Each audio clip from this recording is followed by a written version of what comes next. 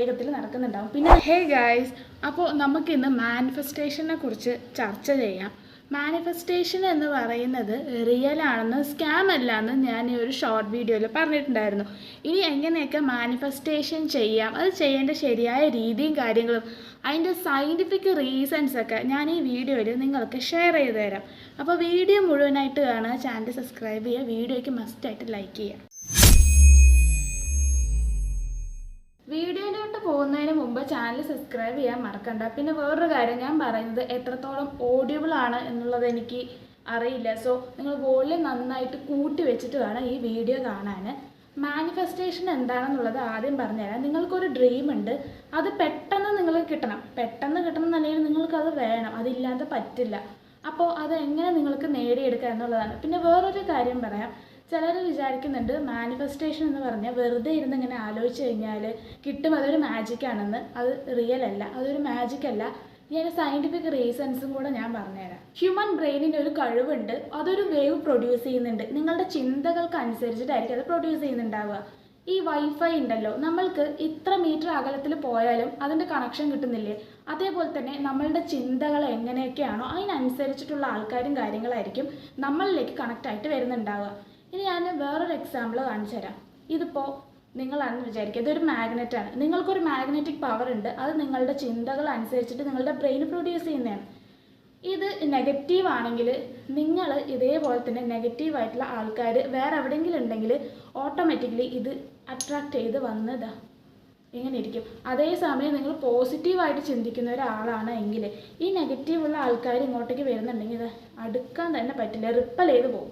അതായത് നിങ്ങളുടെ അടുത്തേക്ക് വരില്ല. ഇത് സയൻറ്റിഫിക് ഒരു കാര്യമാണ്, സയൻറ്റിഫിക് ആയിട്ടുള്ളൊരു കാര്യമാണ്. കുറേ പേർക്ക് ഇതെന്തോ ഒരു മിത്താണ് അല്ലെങ്കിൽ മാജിക് ആണെന്നൊക്കെ പറയുന്നുണ്ട്. ആക്ച്വലി ഇതൊരു മാജിക് അല്ല. മാനിഫെസ്റ്റേഷൻ ചെയ്യാൻ പോകുന്ന ആൾക്കാർ അല്ലെങ്കിൽ ഇതിനെക്കുറിച്ച് അറിയണമെന്നുണ്ടെങ്കിൽ ആദ്യം അറിഞ്ഞിരിക്കേണ്ട കാര്യം ഇതാണ്.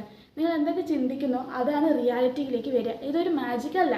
പിന്നെ ഇതൊരു സ്കാം ആണോ? തീരെ അല്ല. മാനിഫെസ്റ്റേഷൻ എങ്ങനെയൊക്കെ ചെയ്യാമെന്നുള്ളത് പറഞ്ഞുതരാം. ജേർണലിംഗ് ആണ് ഞാൻ ചെയ്യുന്നത്, അത് ഞാൻ നിങ്ങൾക്ക് എക്സ്പ്ലെയിൻ ചെയ്തു തരാം. ഒരു നോട്ട് എടുത്തിട്ട് നിങ്ങൾക്ക് എന്താണോ ആഗ്രഹം അത് നടന്നതായിട്ട് നിങ്ങൾ സങ്കല്പിച്ചിട്ട് അത് നടന്നതിന് നന്ദി എന്ന് പറഞ്ഞിട്ട് 55 തവണ എഴുതുക, ഒരു 5 ദിവസം. അതിപ്പോൾ രാവിലെ ആവാം, രാത്രി ആവാം, എപ്പോൾ വേണമെങ്കിലും ആവാം.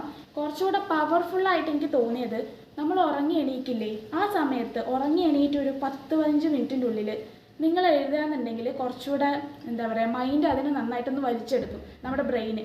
പിന്നെ കിടക്കാൻ പോകുന്നതിന് മുമ്പ്, തൊട്ട് മുമ്പ് അത് എഴുതി കഴിഞ്ഞിട്ട് നിങ്ങൾ ഉറങ്ങിയിരിക്കണം. ഓക്കെ, അങ്ങനെ നിങ്ങൾക്ക് ചെയ്യാവുന്നതാണ്. ഈ 2 ടൈം ആക്ച്വലി നമ്മളുടെ ബ്രെയിൻ നന്നായിട്ട് വർക്ക് ചെയ്യുന്ന ഒരു സമയമായിരിക്കും.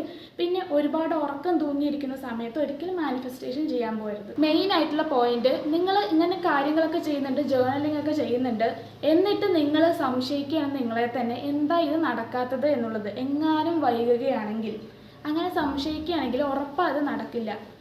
ഇനി ഇതിൽ വേണ്ട കാര്യം എന്താണെന്ന് പറയുകയാണെങ്കിൽ വിശ്വാസം അഥവാ ബിലീഫ്. ആരോട്? നിങ്ങൾക്ക് നിങ്ങളോടും ഈ കാര്യം നടക്കുന്നും എനിക്ക് അതിനുള്ള കഴിവുണ്ടെന്നും ഇത് റിയൽ ആണെന്നും നിങ്ങൾക്ക് തന്നെ നിങ്ങളോടൊരു വിശ്വാസം ഉണ്ടെങ്കിൽ മാത്രമേ ഇത് സക്സസ് ആവുള്ളൂ. പലർക്കും ഈ ഒരു കാര്യം നടക്കാത്തതിൻ്റെ മെയിൻ കാരണം അവനവനോടുള്ളൊരു സംശയമാണ്.